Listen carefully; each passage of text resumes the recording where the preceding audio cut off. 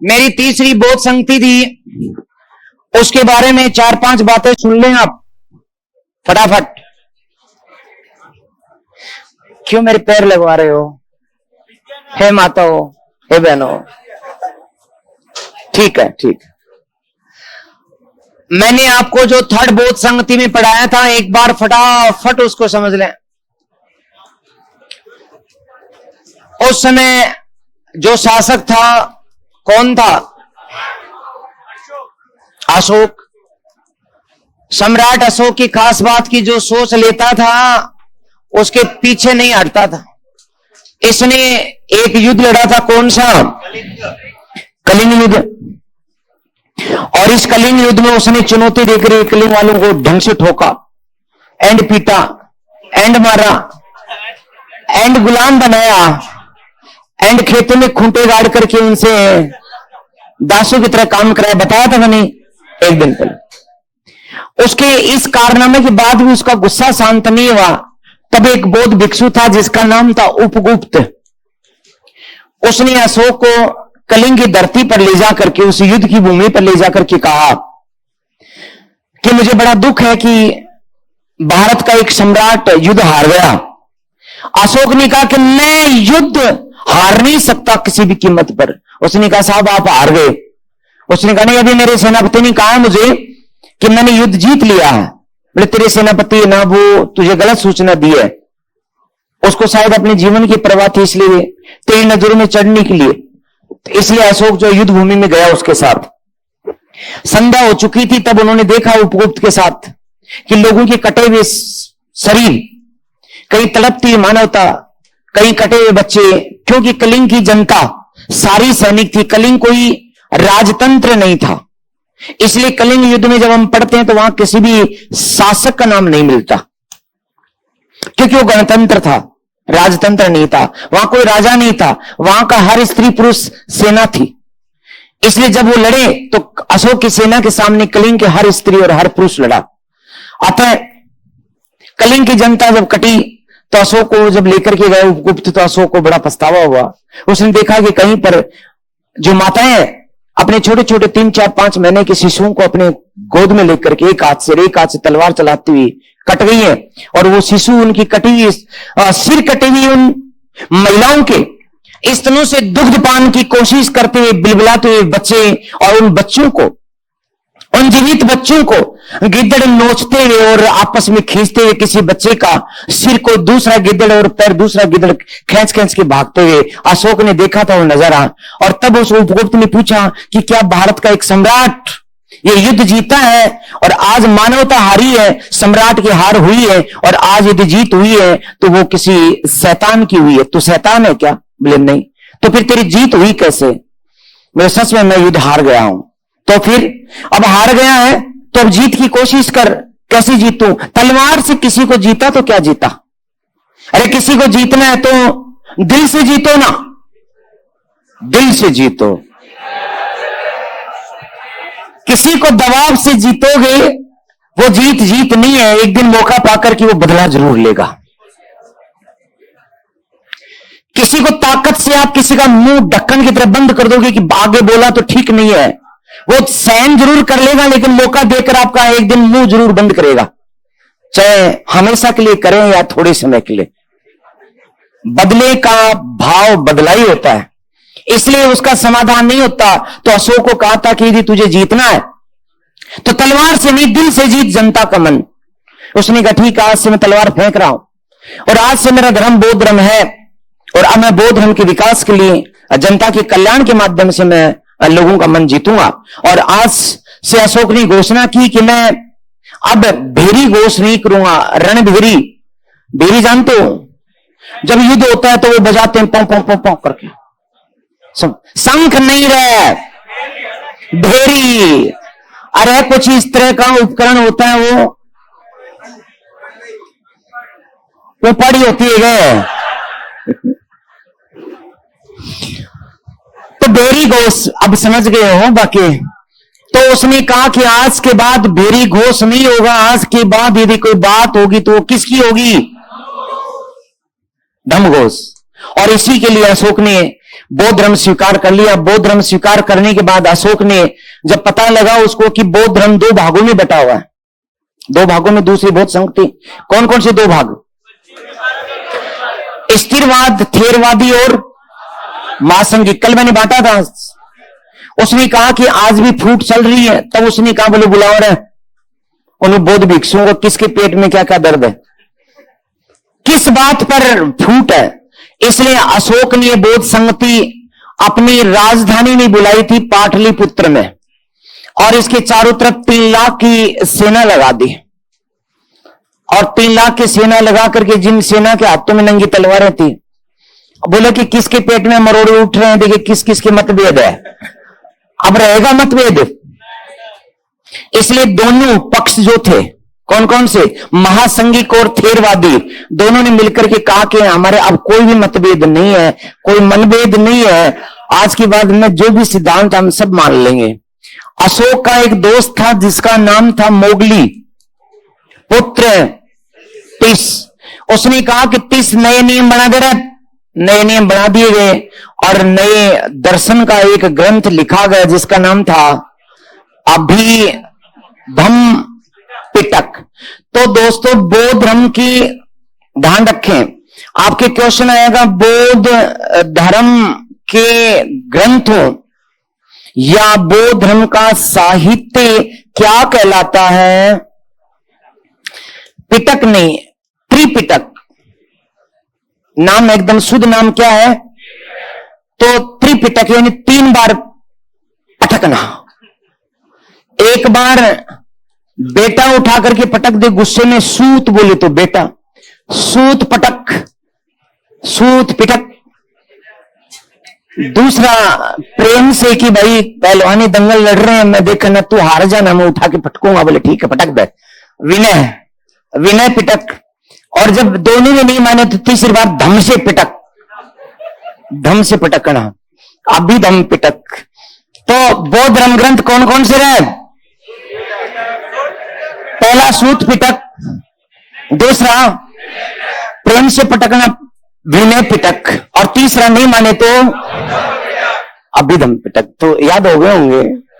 Important बात ये नहीं है कि मैटर क्या, इंपॉर्टेंट बात है कि हमें याद करना है, ठीक है। तो इस प्रकार से त्रिपिटकों की रचना कौन सी बौद्ध संगति में पूर्ण हुई? तीसरी बौद्ध संगति में पूर्ण हुई। इसके बाद अशोक ने चूंकि इस अभिधम्म पिटक का लेखन एक समिति में किया था, और इस समिति के जो अध्यक्ष थे वो कौन थे? मोगली पुत्र। और तीस ने इस अभिधम्म पिटक का सबसे बड़ा ग्रंथ लिखा था जिसका नाम था कौन सा? कथावत्थु। और इस कथावत्थु के अंदर उसने बौद्ध दर्शन को प्रकट किया है, ठीक है। इसके बाद इस बौद्ध संगति में 2 निर्णय लिए गए, 2 निर्णय लिए गए। निर्णय नंबर 1 कि चूंकि बौद्ध धर्म एक है और इस एकीकृत बौद्ध धर्म का प्रचार प्रसार अब हम विदेशों में भी करेंगे, इसलिए विदेशों में धर्म प्रचारक भेजे गए, विदेशों में धर्म प्रचारक भेजे गए, भेजे कि स्वीकार कर लो। और पीछे पीछे धर्म प्रचारकों के साथ साथ सेना थी, या तो मेरे इस फूल से मेरी सत्ता स्वीकार कर लो, गुलाब का फूल दे रहा हूं, वरना तलवार है, गला काट करके तुम्हें स्वीकार तो करना पड़ेगा। बोलो फूल से मानोगे या तलवार से? सबको पता है फूल से मानने में भलाई है, गला कटाने में भलाई है क्या? ना। इसलिए विदेशों में धर्म प्रचारक भेजे, साथ साथ सेना भी थी, इसलिए विदेशों ने भी इसे स्वीकार कर लिया। और अशोक के प्रयासों से यहां तक कि अशोक के पुत्र महेंद्र और पुत्री संघमित्रा विदेशों में प्रचार करते हुए कहां पहुंचे? श्रीलंका का उस समय का नाम सिंगल द्वीप, श्रीलंका पहुंचे। यहां तक कि अशोक की दूसरा पुत्र सोन और बेटी उत्तरा, उन्हें स्वर्ण भूमि भेजा गया। स्वर्ण भूमि, और ये स्वर्ण भूमि जो आजकल का म्यांमार, यहां प्रचार करने के लिए भेजा गया। तो विदेशों में भी धर्म प्रचार अशोक ने इसी बौद्ध संगति के बाद करवाया था। और निर्णय नंबर 2 कि वो कितनी अरे स्तूप, बोलो सर 8 हैं, बोले 8 ही है क्या? नहीं, कम है। उन्हें एक काम करो, तुड़वा दो और उनके अंदर गौतम बुद्ध की जितने भी मैटर है, कोई हड्डी फड्डी है, जितने भी है उनके टुकड़े करो। कितने करें? बोले 84,000 कर दो। और उन पे कितने बनवा दो? 84,000 बौद्ध स्तूप बनवाए गए। 84,000 बौद्ध स्तूपों का निर्माण करवाया था इसी बौद्ध संगति के बाद अशोक ने। बात समझ लो। जिनमें से बाद में जिन्हें तुड़वा दिया गया, किन्हें तुड़वा दिया गया? और उनमें से आज कितने बचे? 5 बचे शेष। उनमें सबसे प्राचीन का कौन? सांची का स्तूप। तो ये बात मेरी लिखाई हुई है आपको। तो अब बात समझ में आई ना आपको? कल मैंने तीसरी बौद्ध संगति लगभग लिखा दी थी, लेकिन लिखाने से कुछ नहीं होता। लिखे लिखाए तो किताबें बहुत है, नोट्स भी बहुत होते हैं। मुख्य मुद्दा है बात को समझने का कि एक्चुअल में क्या हुआ था। इंपॉर्टेंट बात यह है। तो आज आपको पता लग गया एक्चुअल में क्या हुआ था। ये तार कहां से जुड़े थे? तू बता, तेरे तार कहां से जुड़े थे? ये तार कलिंग युद्ध से जुड़े थे दोस्तों। जहां अशोक से जो गलती हुई थी, हाँ, वहां से तार जुड़े हुए थे। तो ये 2 बातें और बता दूं जी, लिखा दूं? ये कल लिखी हुई क्या दोनों? लिखो, नोट डालो नीचे, नोट। अरे तीसरी में नोट डाल दो नीचे। मन तो 10 रुपया को बहुत है, 10-10 का नोट डाल दो। लिखो, तीसरी बौद्ध संगति के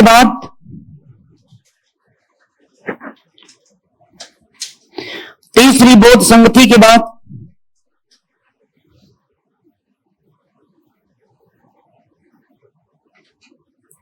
अशोक ने विदेशों में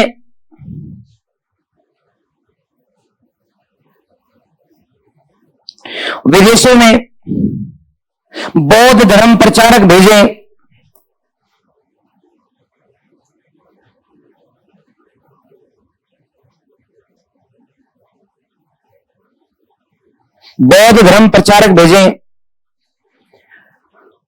अशोक के पुत्र और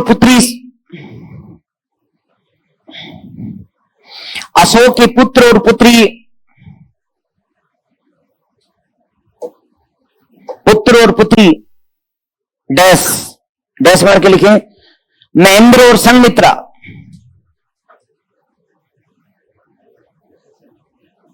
पुत्र और पुत्री महेंद्र और संघमित्रा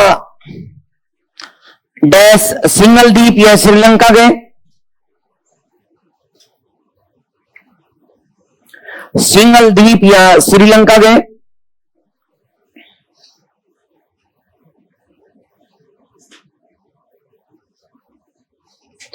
सोन और उत्तरा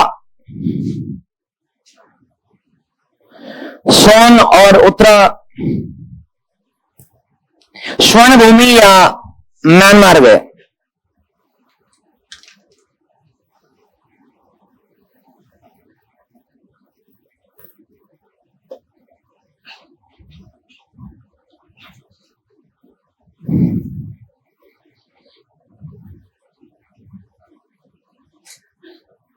ओके, आगे लिख दें। अगला नोट नंबर 2।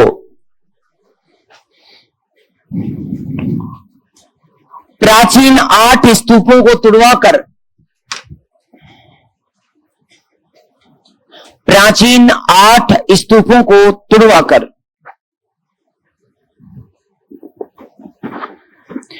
उन्हीं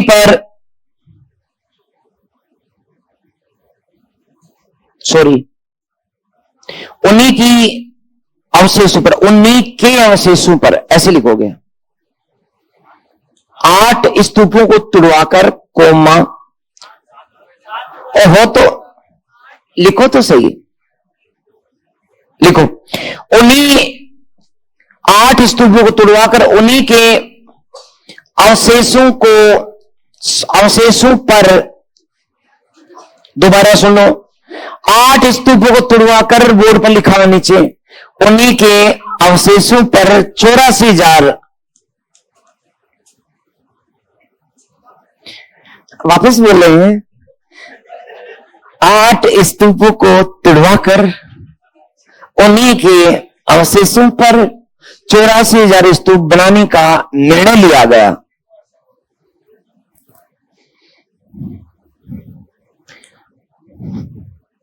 प्राचीन 8 स्तूपों को तुड़वाकर उन्हीं के अवशेषों पर 84,000 स्तूप बनाने का निर्णय लिया गया।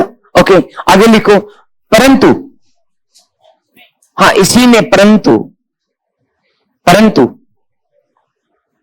पिपरवा स्तूप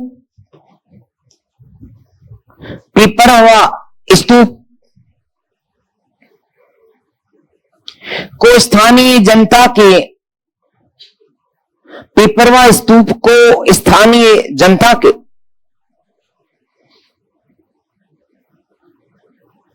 विरोध के कारण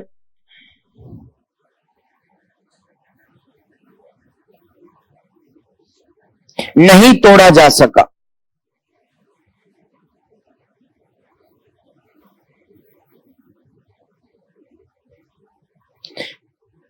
शेष 7 स्तूपों को तोड़कर लिखते जाओ।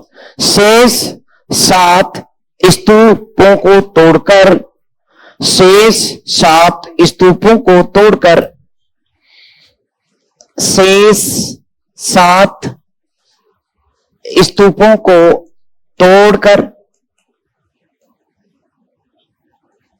84,000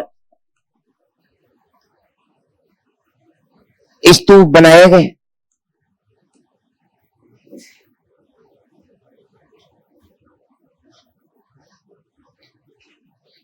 जिनमें 5 शेष है।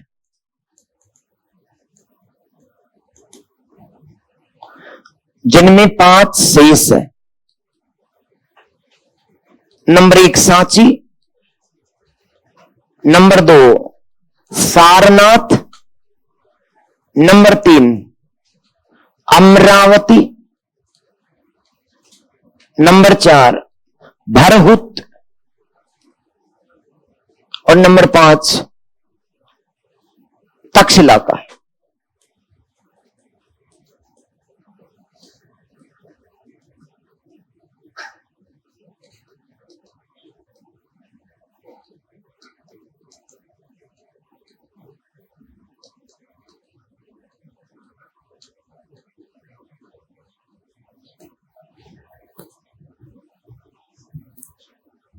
लिख दिया।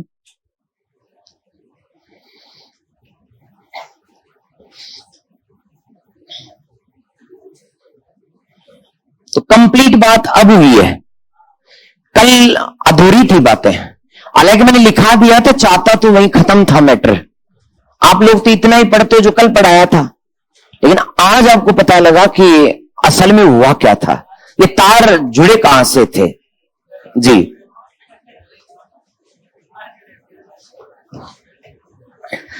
अब मैं जो लिख रहा हूं चौथी बौद्ध संगति के बारे में, आप भी धड़ाधड़ छाप दो।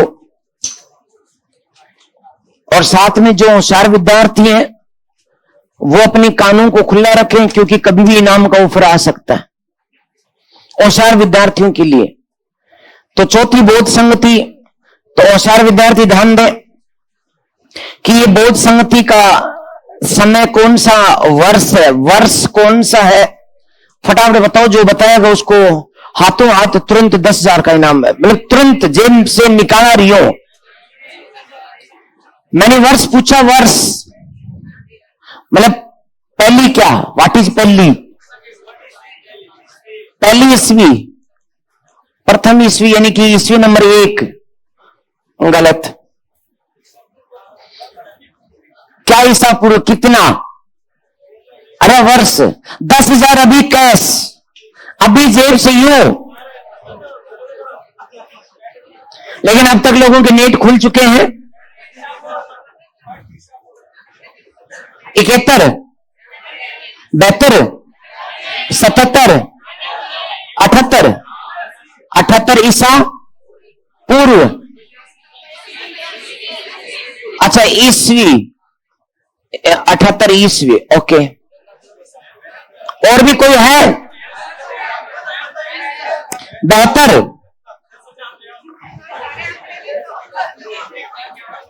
हाँ, 5 में 72 है। ओके, 10,000 ले आऊं? टोटल गलत है, गलत पर 10,000 देने के लिए थोड़ी कहा था मैंने कि जो जो गलत बताइए 10,000 मिलेगा।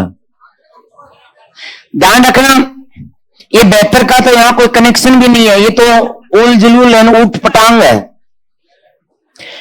78 के लिए इसलिए कहा जाता है क्योंकि ये चौथी बौद्ध संगति एक शासक के समय हुई थी जिसका नाम था, और कनिष्क जब शासक बना था तब वो वर्ष कौन सा था? ये कनिष्क के राज्यारोहण की तिथि है, न कि प्रथम बौद्ध संगति की, इसलिए भी पूरी तरह गलत।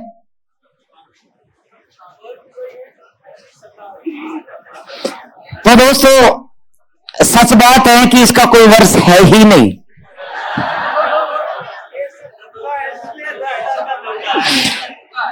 इसलिए तो मैं चुनौती दे रहा था, बाकी मुझे पता था कि नीट सबके पास है। तो समय वास्तव में प्रथम सदी यानी कि 100 साल ईस्वी, अर्थात 0 से लेकर के 100 ईस्वी के बीच कब भी हुई थी किसी को नहीं पता, किसी को नहीं पता। और पता कर भी मत लेना कहीं, आप लोग कहीं खोज कर मारो। हाँ, 72 गलत है। गूगल तो एक बात बता, शासक ही नहीं बना कनिष्क, उसने शासक बनने से पहले ही 72 में करा कैसे दी? इसलिए गूगल बाबा तो सबसे झूठा है। और जो इन 2 विश्वविद्यालय से जो डिग्रियां प्राप्त है ना, उनका ज्ञान बिल्कुल अधूरा है। एक व्हाट्सएप विश्वविद्यालय और एक दूसरा गूगल विश्वविद्यालय, और तीसरा इंस्टाग्राम, चौथा फेसबुक भी है। हाँ, ट्विटर वाले भी बैठे हैं ग्रेजुएट यहां, और एमए किए हुए यूट्यूब के तो हैं ही। तो ये सब झूठे हैं, ध्यान रखें। आगे आगे बढ़ो फटाफट। समय ये हो गया शासक कुषाण, शासक कनिष्क के समय। स्थान कश्मीर घाटी का कुंदन वन, यानी वर्तमान डल झील के पास वाला इलाका, कश्मीर का कुंदन वन। अध्यक्ष बताओ, वसुबंधु था या फिर वसुमित्र था? ओके। उपाध्यक्ष अश्वघोष। कार्य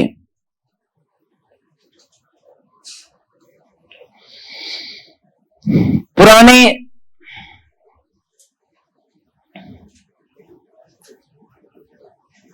बौद्ध भिक्षुओं में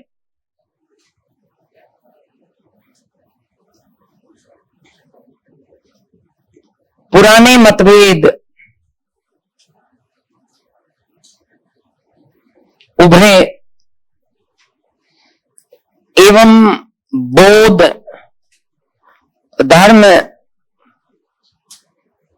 2 भागों में बटा।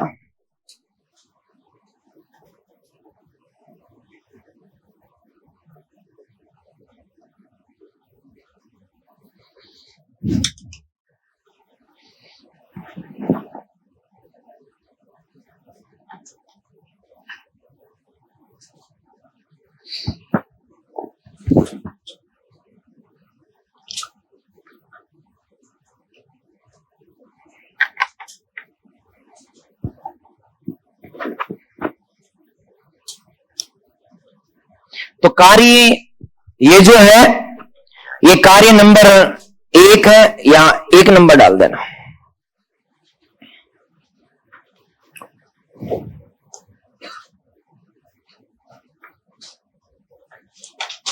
कार्य नंबर 2, संस्कृत को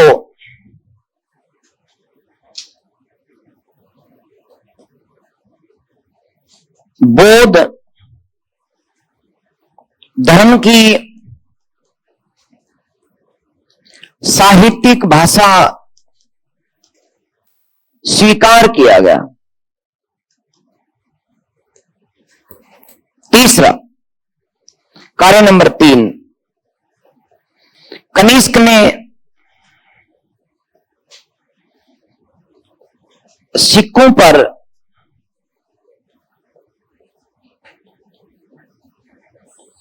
बौद्ध धर्म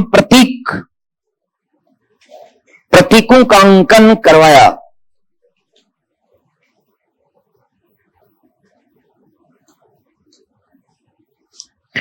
मध्य एशिया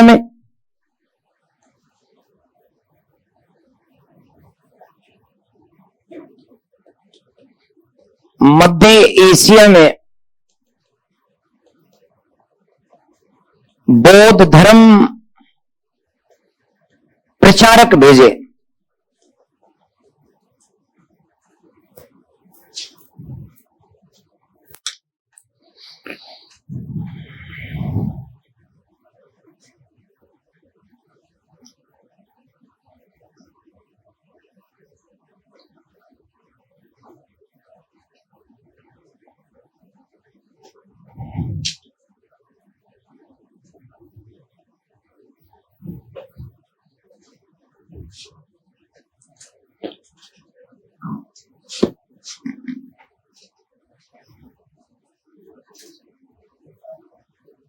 सेवेंटी में राजा ही नहीं बना कनिष्क, गलत है। मैं यही तो कह रहा हूं, गलत दे रखा है। बाईजूस और मिक्स जूस सब में गलत है। ये कह रहे हैं बाईजूस नहीं दे रखा, मैंने कहा मिक्स जूस और बाईजूस दोनों में गलत है, क्योंकि शासक ही कनिष्क 78 में बनता है, तो उससे पहले बहुत संगति मैडम करा कैसे सकता है, बताओ ना। मेरे हिसाब से गूगल 100% गलत है। और सुनो, बताओ। हाँ जी, एनसीईआरटी में प्रथम सदी दे रखा है, वही मैंने आपको लिखा है। प्रथम सदी ईस्वी यानी कि प्रारंभ के 100 साल। वाह, थैंक यू। एंड अगेन जो है आपको शुभकामनाएं।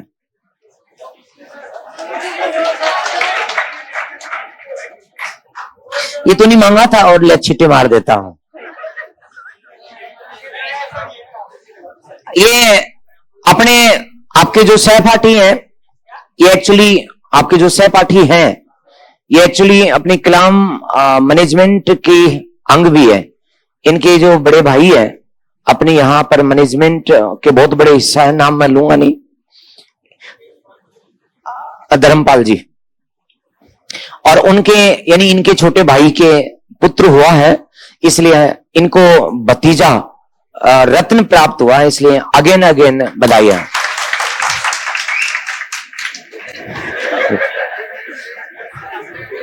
अब लगा सच में मैडम की बधाई यूं दी जाती है।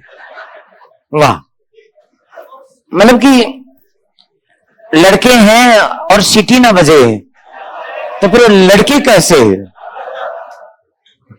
ये कलंक है उन पर। खैर चलो, अब बात सुनो कि हुआ क्या। देखो जी, जब तक दम है बाजुओं में लोग सलामी ठोकते हैं, और जब हिम्मत कमजोर पड़ती है तो लोग विवाद खड़ा कर लेते हैं। दूसरी बौद्ध संगति के समय एक शासक था, नाम था कालाशोक। छोटा मोटा शासक था, कभी सुना आपने उसका नाम? इसलिए उसके रहते बौद्ध धर्म में फूट पड़ गई, कुछ नहीं कर सका हो।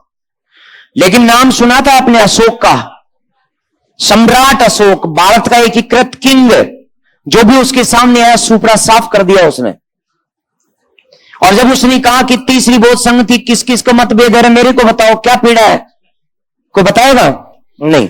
मैंने कहा ना, जब तक दम है भुजाओं में लोग नमस्ते नमस्कार करेंगे, झुकते रहेंगे, लेकिन जब कमजोर पड़ोगे तो लोग अपने पीड़ा दिखाएंगे और आपसे किनारा कर लेंगे। कनिष्क उतना बड़ा शासक नहीं था। तो कनिष्क के समय भले ही बौद्ध संगति हुई, लेकिन इसमें दम नहीं था फूट को रोकने का। दूसरी बौद्ध संगति के जो मतभेद थे वो उभर आए और फिर से बौद्ध धर्म दो भागों में बट गया, जिनके नाम क्या है? श्वेतांबर और गलत है। ये तो जैन धर्म के संप्रदाय। मैडम जी, ये मीठी मीठी आवाज आई कहां से थी? अच्छा, इधर से आई थी क्या? अब मुंह छुपाने से फायदा क्या है? हमने आपको देख लिया। खैर तो ये जो दो संप्रदाय हैं वो कौन कौन से हैं दोस्तों? हीनयान और।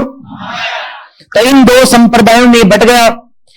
कश्मीर के सुनहरी सुंदर सी घाटी में ये जब सम्मेलन हुआ था, उस घाटी का नाम कुंदन वन। आजकल इसी कुंदन वन पर कश्मीर का श्रीनगर शहर बसा है। तो कभी जब श्रीनगर शहर नहीं बसा था तो उसी सुरमे वादियों के कुंदन वन में ये बौद्ध संगति हुई थी। अध्यक्ष बनाया गया था वसुमित्र को और उपाध्यक्ष अश्वघोष। ये पीड़ा यही झलकती है। पहली बौद्ध संगति में सिर्फ अध्यक्ष बना है। कौन बना था? प्रथम बौद्ध संगति में महाकश्यप। कोई उपाध्यक्ष है? क्योंकि एक छत्र राज है, उसका किसी को पीड़ा नहीं है। लेकिन दूसरी बौद्ध संगति में आधे बोले कि हमारा अध्यक्ष तो होगा